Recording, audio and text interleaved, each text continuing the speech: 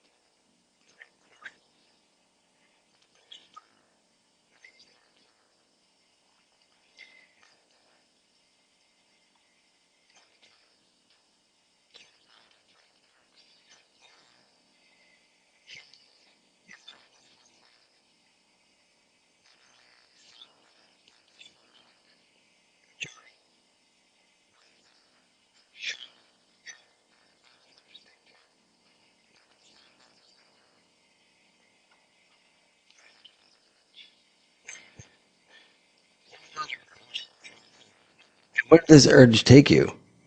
Well, I started out with my tuning forks. We learned the tuning forks, both my wife and myself. And then we moved on to sound bowls. And then it went to different instruments.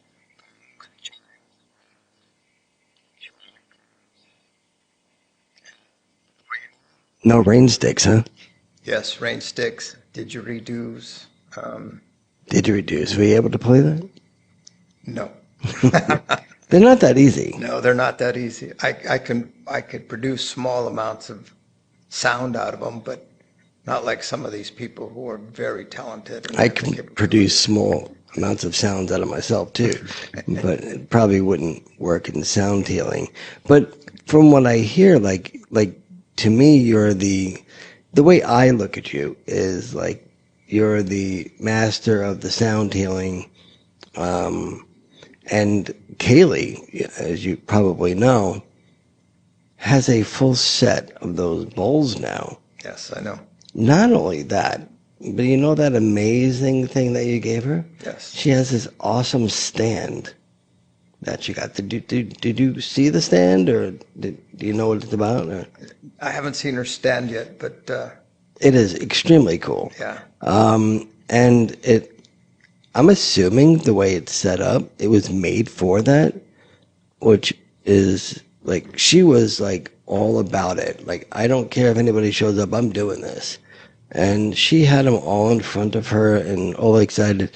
Now, that's not typically something that I could buy from my store because the resale value on that thing is insane.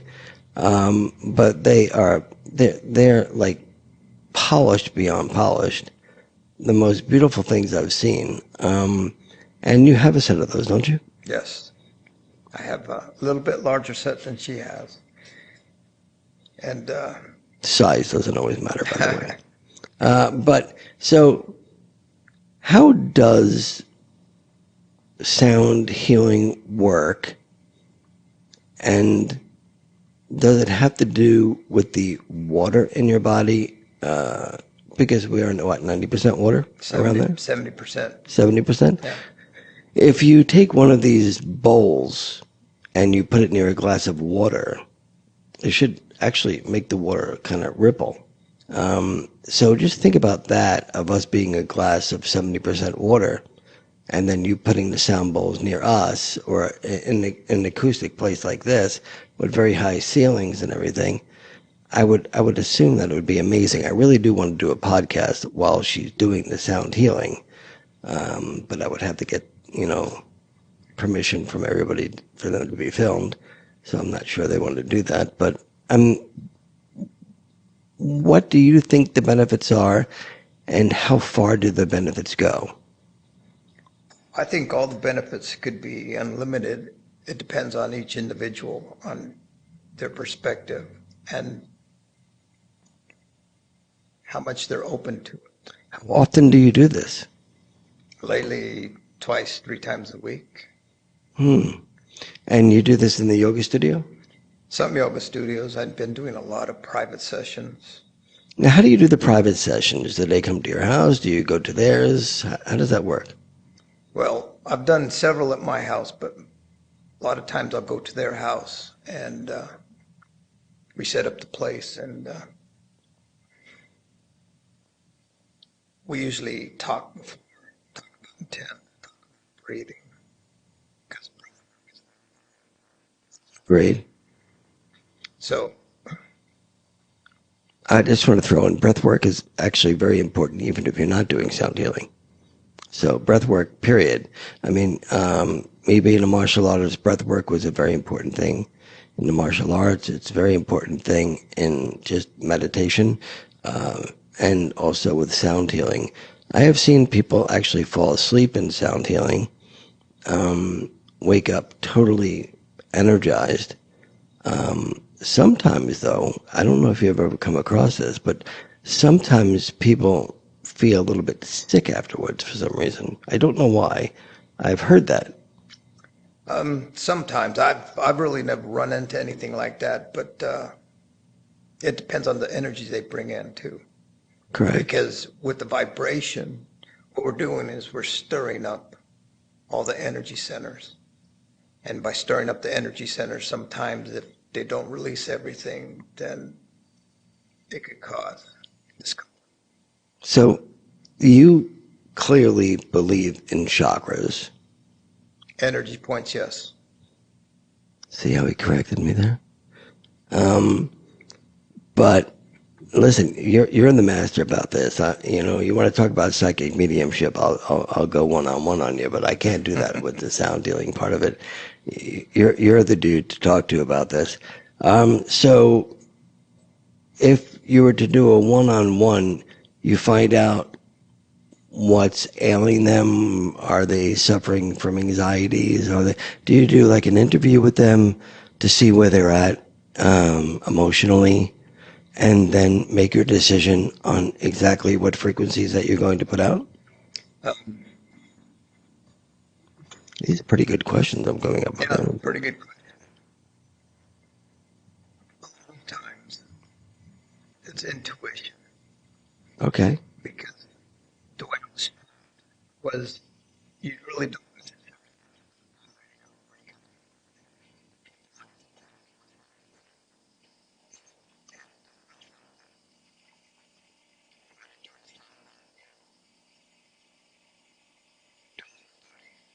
Okay. Now, I have another question. Some people call it a sound bath. Some people call it sound healing. Is there a difference? Or is it just verbiage? It's just the way you want to call it? There's a difference, but it's how each individual interprets it, or feels it, or sees it. I call myself not a sound healer. I call myself a sound and vibration practitioner, and I consider myself a conduit, because the healing is in each one. So you find yourself an extension of the device that you're using. I found myself a conduit What to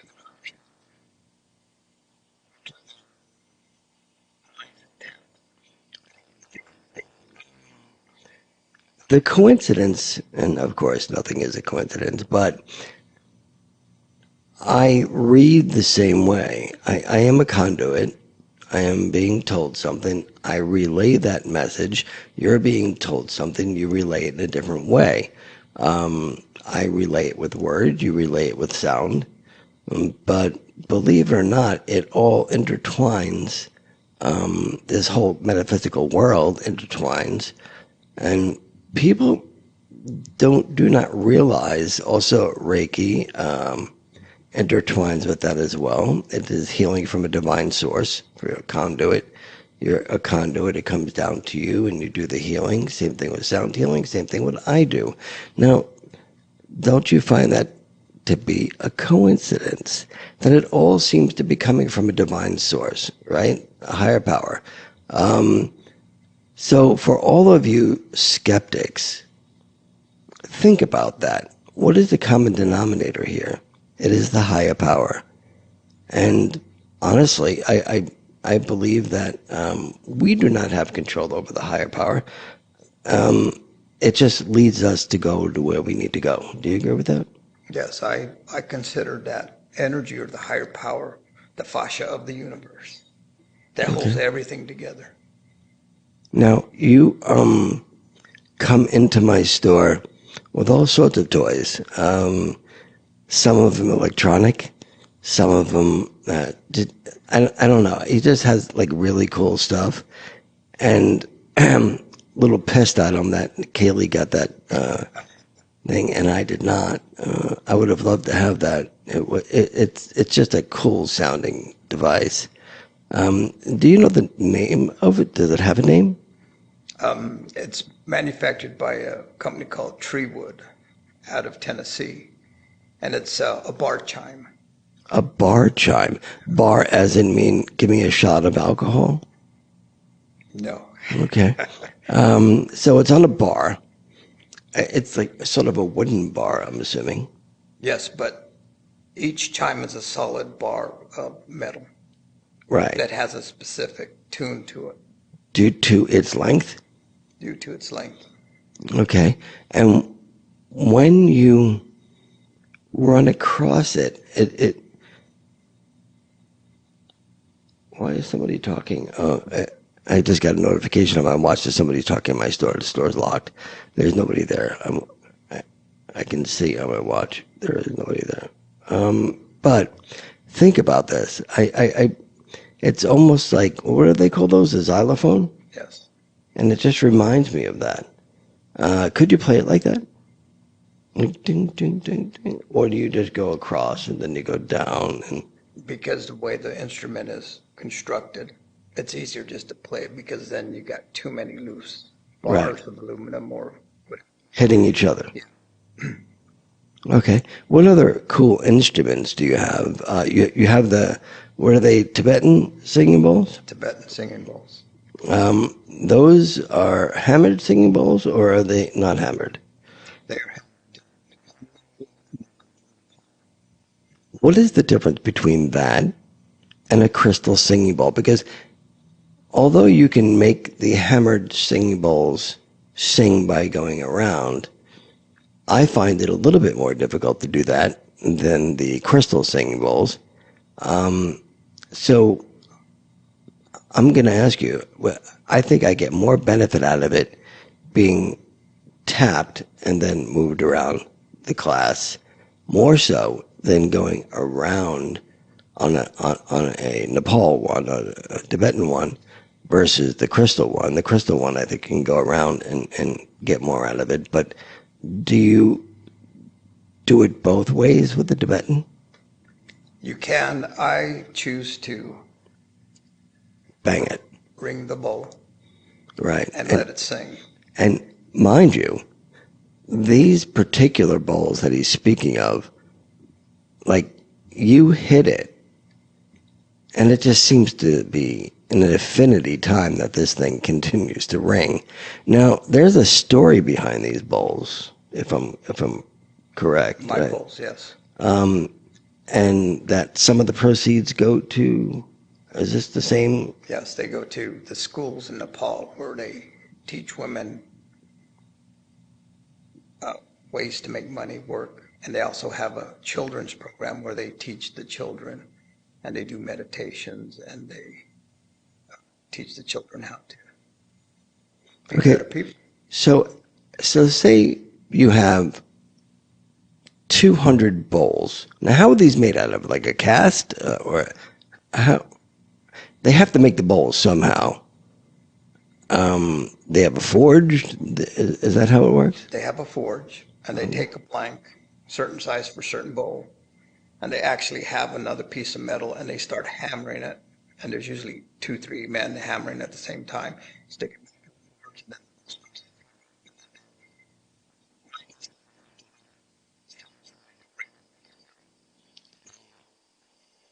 See, just pick a number. Out of 10 of them, how many pass inspection? not too many. According to Rob, who we both know, Yeah. what usually happens is a guy knows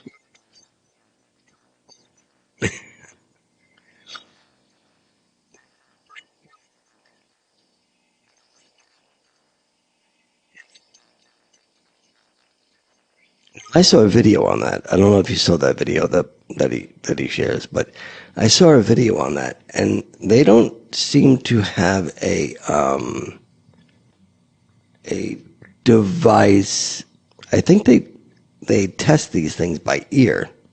They've been doing it so long. They must test it by ear to whether or not this thing sounds right or it doesn't sound right. But I saw him, and he bangs it, and he's like this, and he throws it into one pile over there. And then the other one he lays on this pile over here. Now, the difference is when he throws it over this pile over here, I believe it gets melted down again. And we'll give it a second try to make it again, but the one that he lays over here is going to get inside a box and then be sold, or a holder of some sort. I think that's a pretty cool story, and I think it's a way of giving back to their community and educating their community. So when you buy a set of bowls from Rob, you are contributing to that culture and to the teachings for women and children. So it's not just buying the bowls. There's a whole story behind it. And mind you, going to a sound healing, it is not just the sound healing. There's a whole story behind it. Now, somebody does sound healing at the Elliott Museum. Have you been to that yet? Yes, I have. And how does that compare to what you do? Dina is a very good practitioner. She's very talented. She has a lot of crystal bowls, a lot of gongs, a lot of instruments. And usually her events are packed. Really? Yeah, she's very cool. And she does it every day? No, not every day. Okay. But she has several monthly, maybe once a week. Now, Kaylee, being all excited that she's got these bowls, she also, oh, by the way, we're getting rid of pennies. I don't know if you heard that, but they're not going to be making penny. It costs 3 cents to make 1 penny. Hello? But anyway, getting back on topic. So Kaylee purchased these little lights, right? And she set the color of the chakras to the bowl and putting it in the light. This was like a kid in a candy shop, I swear to God. When she was setting all this up, she's like, oh my God. And first she couldn't get them to turn on until I told her to actually turn them all the way. And at night they glow. They glow. So I think they're actually beautiful. Kaylee does have sound healing here every Thursday at 5 to 6. Have you ever sat in on any of hers? Yes, I have. Have you contributed? Participated? Yes. I gave her the use of some of my instruments. but I've never been a co-practitioner with her. I think she would be honored. In my opinion, that's my opinion. I believe that she would be honored if you did something like that. It's not like you're trying to take over, because I think you're more than that to her, and you're more than that to us. You've been coming into the store for a while. You're a friend. You're not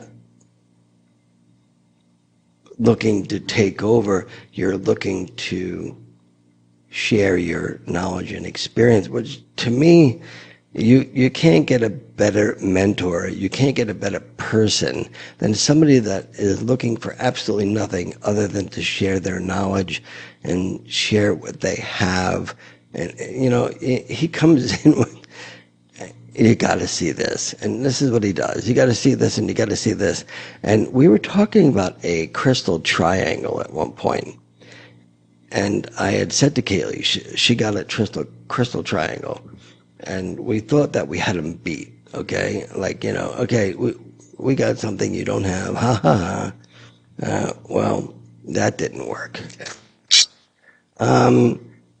He came out with his triangle, and he said something. I believe it was you that said it, or I said it, one or the other. But he said, "Be careful of the string." I said to Kaylee, you need to change that string. Well, lo and behold, about 2 weeks later, she came to me because she goes, "Chris, you're right. My string broke." So I had to triple her string so it wouldn't break. But I don't think there's anything that you don't have that is used for sound healing. I mean, other than an Indian flute or something like that, which I used to love to play. I did sell it, but I wish I didn't. I used to love to play that. So this isn't what you did your whole life. And do you still have a job doing something else, and then you do this on the side? No, in 22, midway 22, I retired. Because you're old. Yes, I'm old. And I was, 3 years, I was a certified building contractor. Oh, very cool. So you went from building contractor to sound healing. Now, when you were a building contractor, did you give it about sound healing? Now, there's nothing wrong with saying that you didn't. No, I just didn't dive into it until I met Christopher Timms. Right, okay, yeah. And once I met Christopher, then a whole new world broke open. And lots of times that's the way it works. A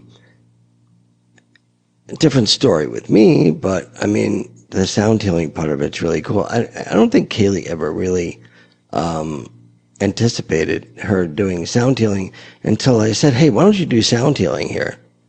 And then I let her use our bowls in the store. Well, then her fiance, Jordan, very cool dude. Have you ever met Jordan? Not yet. Cool dude. Doesn't really want to give me a tattoo or anything, but he's a cool dude. So he got her a set of singing bowls, and then she has this little tiny instrument. I don't know if you saw it. It has little prongs on it. A kalimba or a finger piano? Kalimba. The first one said it. Kalimba. Yeah, and she can play a Christmas song on it. I couldn't play anything on it. It doesn't work for me. I think it's in almost like a coconut shape type of thing. And she learned right away that she can play that. Now me, I love to play the tongue drum. And I'm good at playing the tongue drum. But everything else, no. Other than a djembe or something like that, I can play that. But I enjoy the sound healing, but I don't think that I'm anywhere close, like maybe this much talent compared to what you may have of this much talent. And Kaylee's doing really well with it.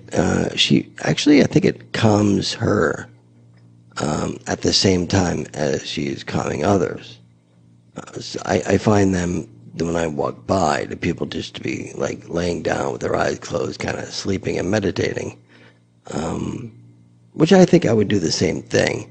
Do you get a lot of people that fall asleep when you do your sound healing? Every now and then you have someone sleeping, someone snoring, and we just sort of laugh.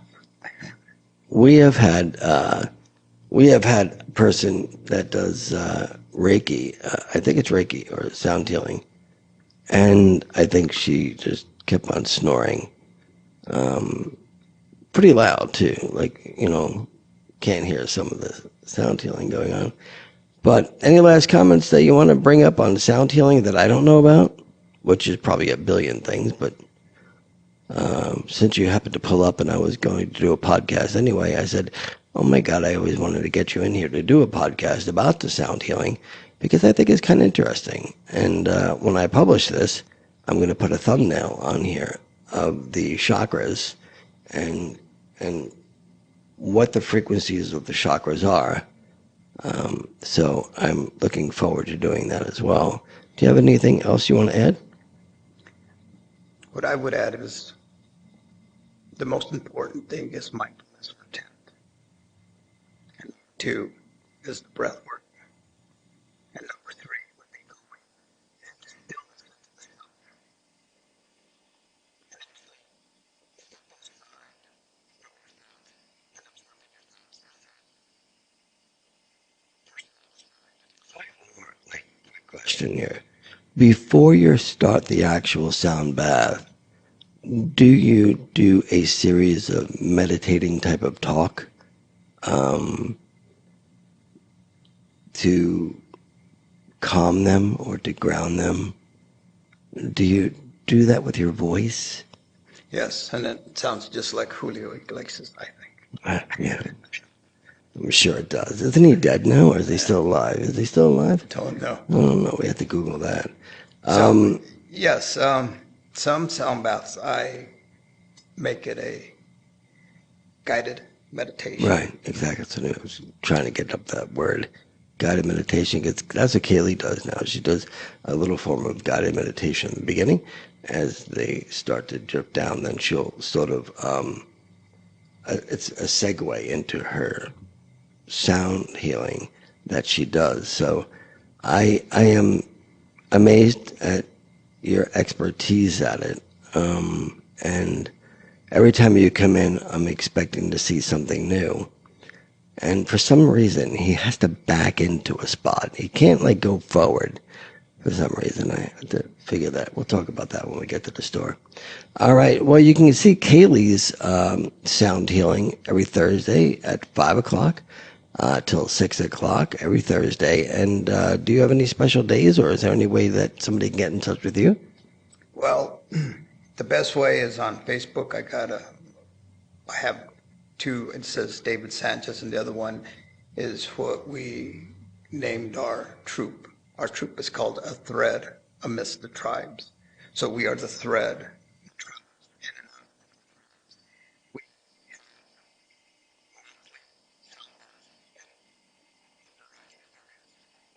Kevin the Beekeeper?